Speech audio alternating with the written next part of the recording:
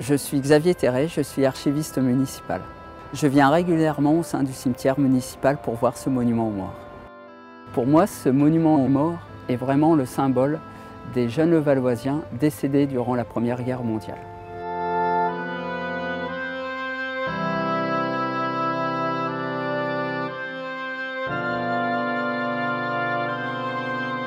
La particularité pour moi de ce monument aux morts est la symbolique qu'il recèle.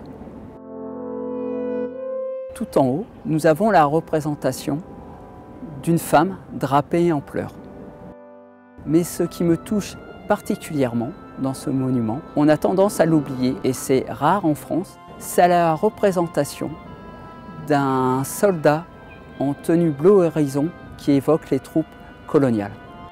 Autre chose qui me touche particulièrement, c'est la représentation d'un jeune ouvrier en train de briser un glaive.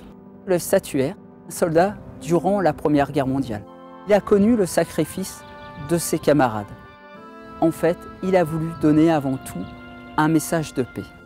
Je vous rappelle qu'à l'issue de la Première Guerre mondiale, on s'était dit que cette guerre allait être la der des der. Alors maintenant, je vous invite à descendre dans cette crypte.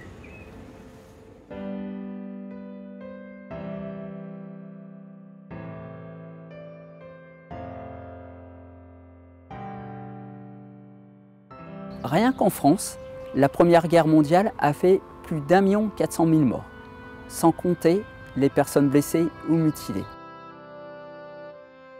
À Levallois, plus de 2000 jeunes Levalloisiens morts au champ d'honneur.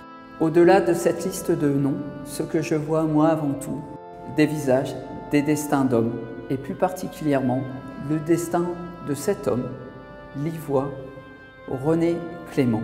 Son destin est vraiment particulier. Dans la vie civile, il était prêtre, donc il était dispensé d'engagement. Mais il a choisi, par amour de la patrie, de s'engager dans l'armée. En avril 1918, lors d'une charge, il disparaît. Il allait avoir 30 ans.